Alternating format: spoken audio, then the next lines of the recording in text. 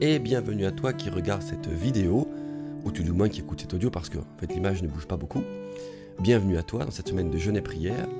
Je pourrais presque dire félicitations. Pourquoi? Parce que une semaine de jeûne et prière, ça demande quand même de la mise à part, une volonté, alors que les activités professionnelles continuent peut-être, pour toi qui écoutes aussi cet audio. Eh bien, tu as décidé de prendre du temps, de ne pas manger, ou en tout cas pas manger comme d'habitude, de ne pas être dans le loisir ou dans les attractions habituelles et de consacrer plus de temps à chercher la face de Dieu. Cette année, la thématique c'est « Reviens vers moi ». Dieu nous appelle à revenir vers lui. Non pas forcément que nous nous soyons éloignés de lui, mais peut-être nous sommes-nous éloignés du chemin qu'il avait tracé pour nous. Il y a une grande différence. Reviens vers moi.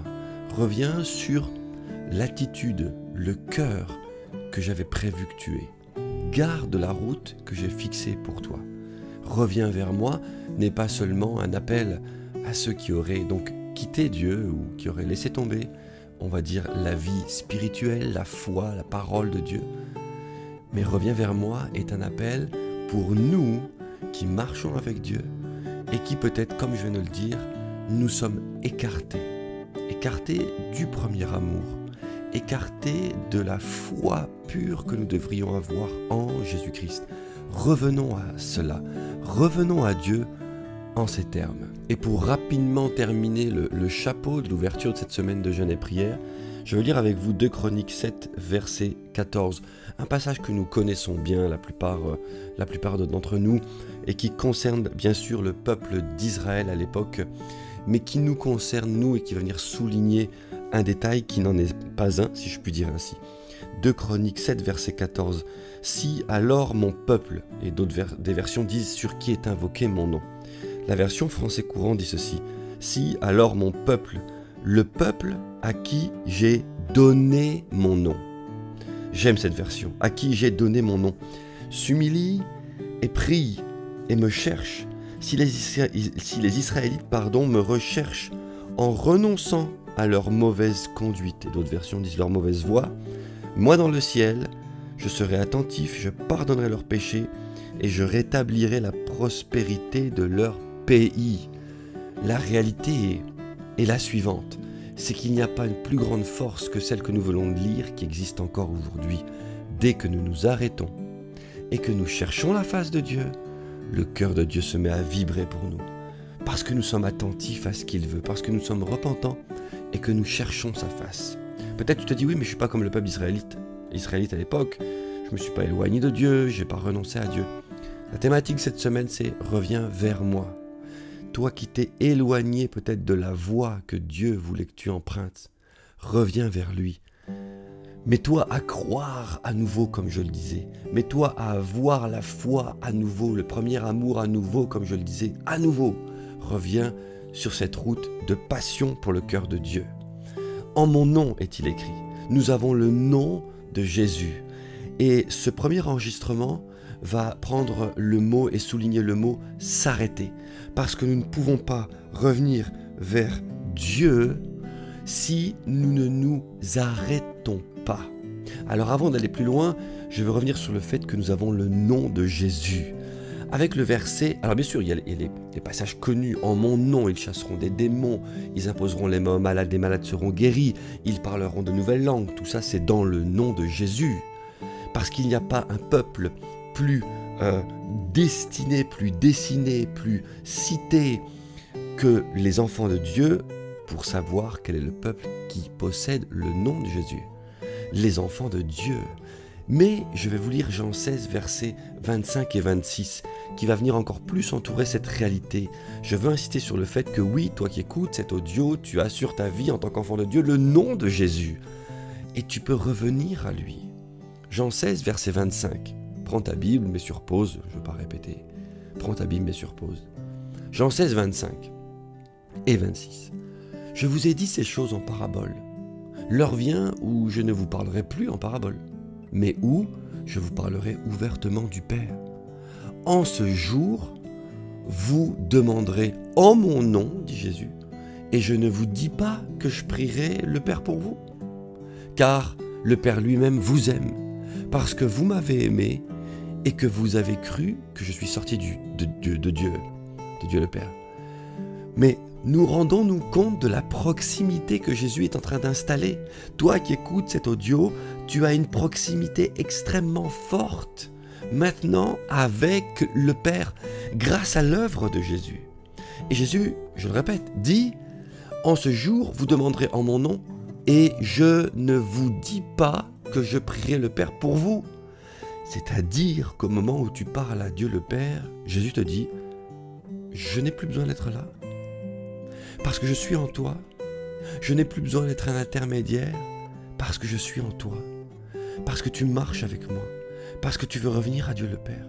Parce que tu peux t'adresser à Dieu de manière légitime.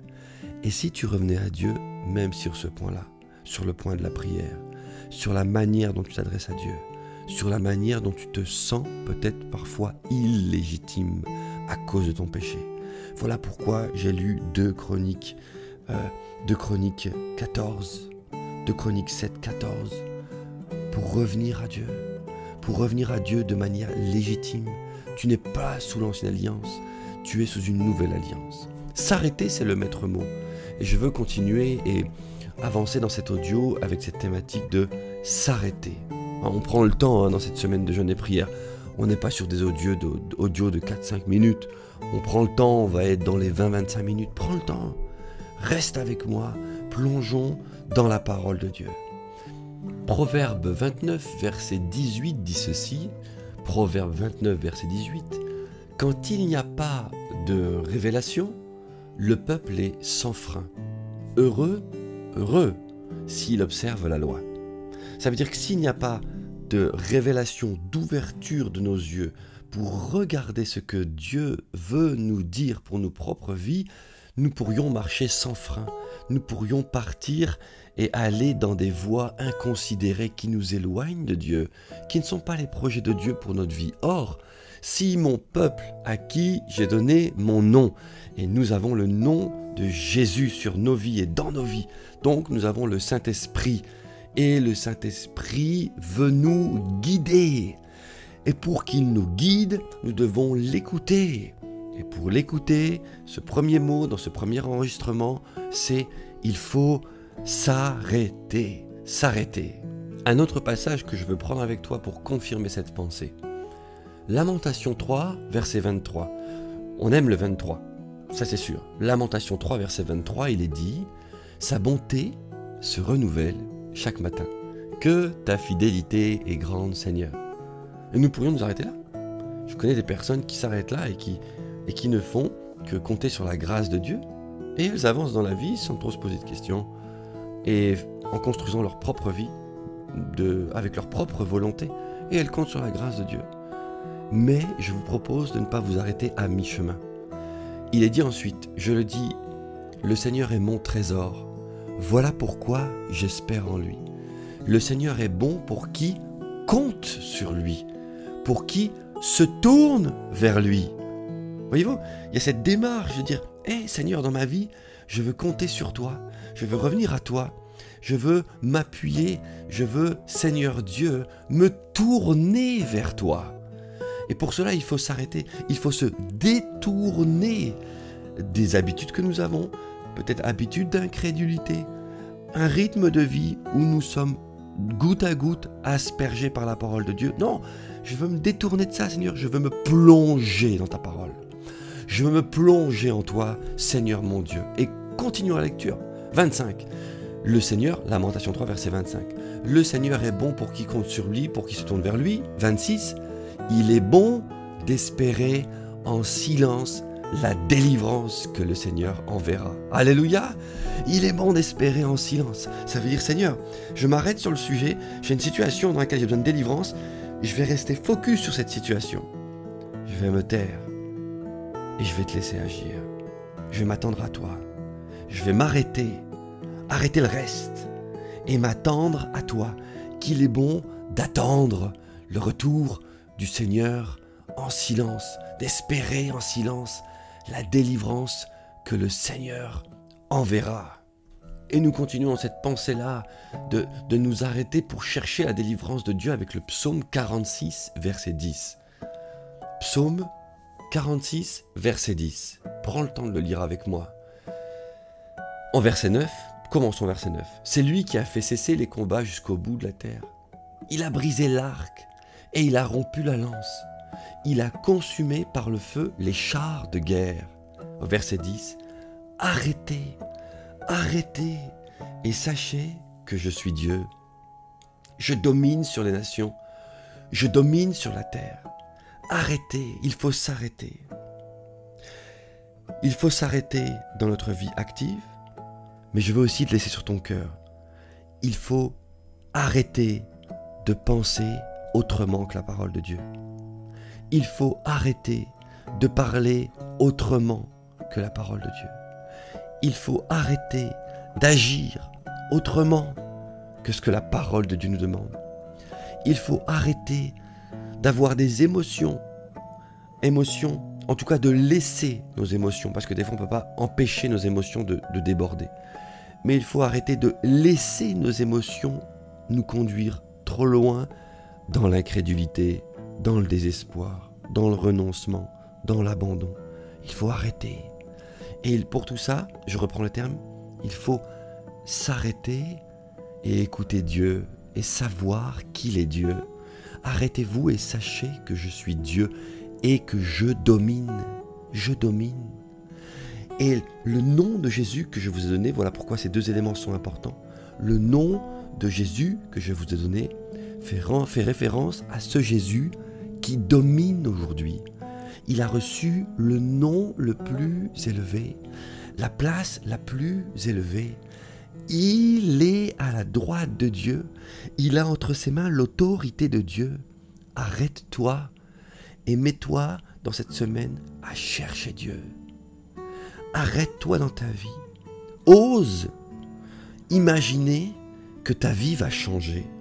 Ose imaginer que ton tempo de vie peut changer. Ose imaginer que les valeurs qui composent ta vie, tes habitudes de vie, ce à quoi même tu te sens attaché, peut-être même addict, peut être brisé par la puissance du nom de Jésus parce que tu décides de t'arrêter.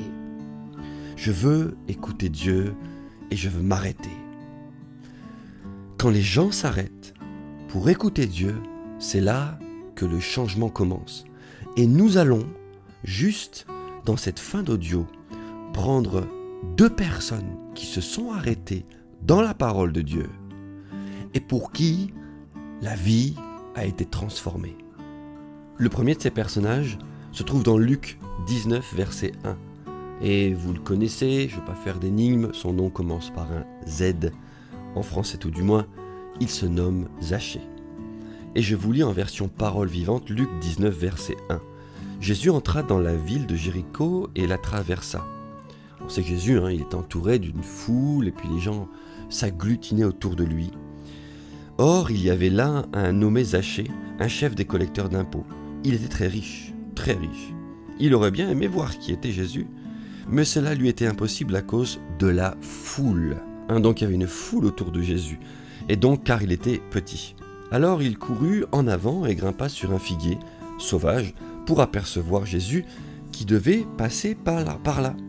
Lorsque Jésus fut parvenu à cet endroit, il leva les yeux et l'interpella.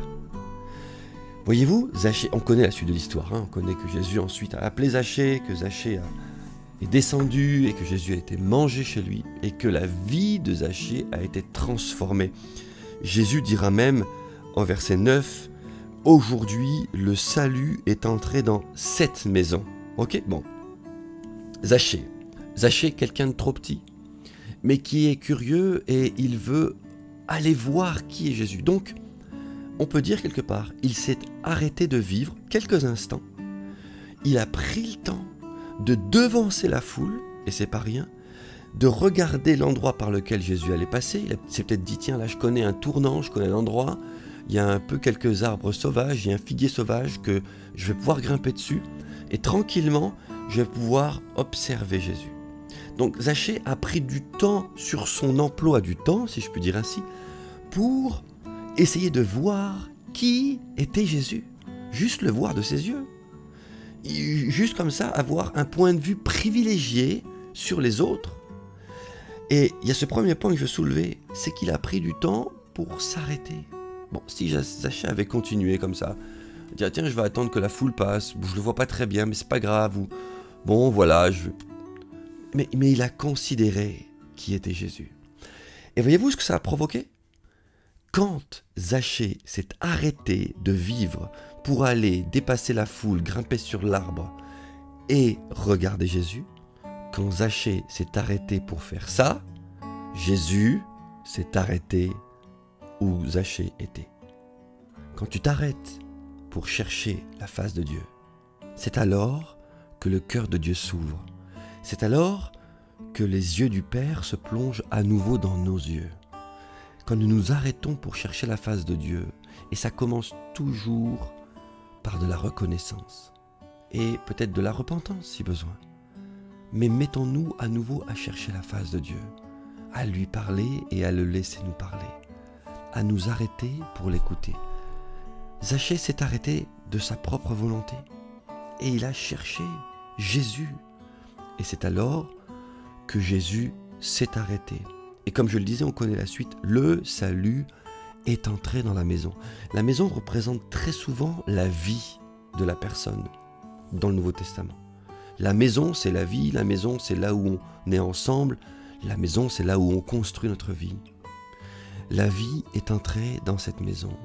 Quand nous nous arrêtons, je veux le proclamer sur ta vie, sur ma vie, la vie du ciel rentre à nouveau dans notre cœur. Ou plutôt, le puits d'eau qu'il y a dans notre cœur se met à nouveau à jaillir. Cette source d'eau se met à nouveau à grandir. Ce fleuve d'eau vive se met à nouveau à jaillir parce que nous prenons le temps. Tu ne peux pas revenir vers Dieu sans t'arrêter. Deuxième personnage que je voulais voir avec vous, très rapidement pour conclure, c'est tout simplement, peut-être vous l'auriez deviné, mais en Acte 9, verset 3, l'apôtre Paul, qui à l'époque s'appelait Saul. Lisons ensemble donc, toujours version parole vivante, Acte 9. Acte 9, prenons à partir du verset 1. Pendant ce temps, Saul ne cessait de menacer les disciples du Seigneur. Il n'avait qu'une idée en tête, les exterminer tous. Je rappelle que c'est ici l'expansion de la première église, l'église Corps de Christ. Et Saul veut les exterminer. Il alla trouver un grand prêtre pour se faire donner des lettres de recommandation pour les chefs des synagogues de Damas. Dans ces lettres, il demandait l'autorisation d'arrêter les hommes et les femmes qui suivaient la voie du Seigneur Jésus, au cas où il en découvrirait là-bas et de pouvoir les ramener enchaînés à Jérusalem. Sur le chemin de Damas, alors qu'il approchait déjà de la ville, il fut tout à coup environné d'une vive clarté venant du ciel et qui l'éblouit comme un éclair. Il tomba à terre et entendit une voix qui lui disait « Saul, Saul, pourquoi me persécutes-tu » ? « Mais qui es-tu, Seigneur » balbutia-t-il. « Je suis Jésus, celui que tu persécutes. »« Relève-toi, dit Jésus, entre dans la ville, et là, on te dira ce que tu dois faire. » Est-ce qu'on se rend compte de ce que nous avons lu ? Ici, c'est un personnage, Saul, qui ne voulait pas s'arrêter et qui s'en prenait au corps de Christ, aux chrétiens. Mais voilà, Dieu avait d'autres projets pour lui. Alors qu'est-ce que Dieu a fait ? Il l'a arrêté. Et voyez-vous, ne serait-ce que quand je compare les deux histoires, je préfère de loin m'arrêter moi-même, comme Zachée, pour écouter Dieu, plutôt que de me faire arrêter par Dieu. Combien de fois n'entendons-nous pas des témoignages où des personnes ont dû être arrêtées par Dieu, mais stoppées net, ou peut-être des personnes sont passées par des dépressions, peut-être des burn-out, des choses qu'ils ont tirées vers le fond, je ne sais, des moments difficiles de leur vie, et ce sont dans ces moments-là qu'ils ont alors à nouveau tourné les regards vers Dieu. À nouveau. Voilà pourquoi je pense que la clé aussi à la santé intérieure, c'est de savoir s'arrêter, savoir prendre le temps. Peut-être cours-tu de gauche, de droite, peut-être as-tu, et je sais de quoi je parle, un agenda bien chargé. Peut-être as-tu une vie bien remplie pour Dieu. Mais quand même, des fois il faut t'arrêter. Et ici, Saul n'avait pas une vie bien remplie pour Dieu aux yeux de Jésus, mais à ses yeux à lui, il avait une vie bien remplie pour Dieu. Il était érudit, il travaillait en relation avec les synagogues, il connaissait la loi et il pensait servir Dieu. Mais Jésus l'a arrêté. Pourquoi me persécutes-tu? Et on connaît la suite de l'histoire. Il a arrêté et il n'a pas ni mangé, ni bu, ni rien fait d'autre pendant 3 jours. 3 jours, il resta aveugle, il écrit, sans manger ni boire. Il est arrêté et il est complètement enfermé sur lui-même. Il est complètement en train de rentrer en lui-même pendant 3 jours. Il est complètement en train de s'analyser, vrai avec lui-même. Il est en train d'être transformé par Dieu lui-même, parce qu'il a été arrêté par Dieu. Il faut s'arrêter. Pour revenir vers Dieu, il faut prendre du temps. Et je veux terminer en disant, quand je dis il faut s'arrêter, je le répète, il faut être prêt à voir notre vie changer.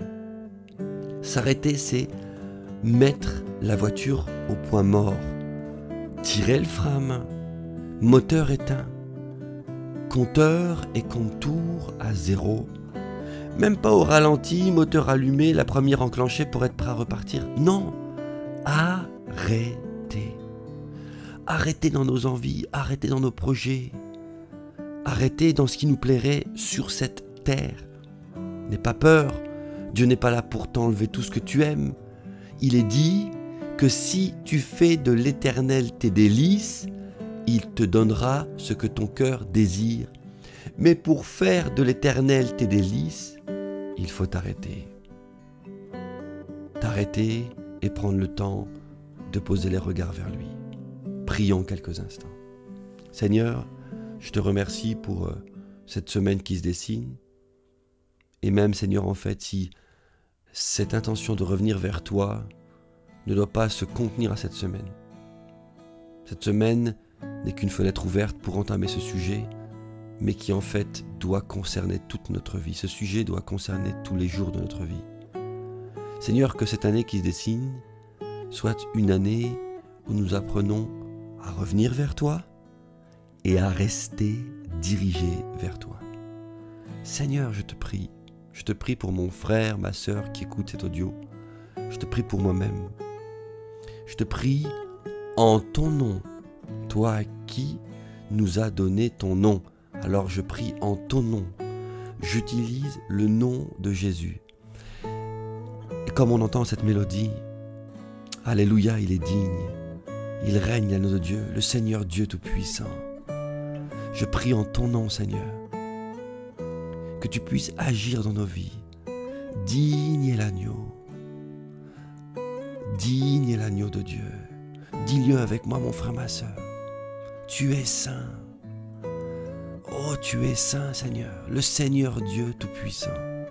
Je prie que ta sainteté envahisse nos vies, Seigneur, et que nous puissions nous arrêter parce que tu es digne que nous prêtions attention à toi. Nous voulons revenir vers toi, mais nous rendre compte que tu es digne, que nos vies s'arrêtent. Nos vies ne pèsent pas assez lourd devant toi. Nos attentions, nos projets financiers, de loisirs, de voyages, de carrière, tout ça doit s'arrêter. Momentanément, s'arrêter net pour t'écouter. Seigneur Dieu, je prie que les cœurs de mes frères et de mes sœurs, et le mien aussi, deviennent malléables à ta parole. Que nous puissions abdiquer devant toi. Seigneur, je veux abdiquer devant toi. Et reconnaître, oh combien j'ai besoin de toi. Oui, tu es saint agneau de Dieu. Que Dieu vous bénisse.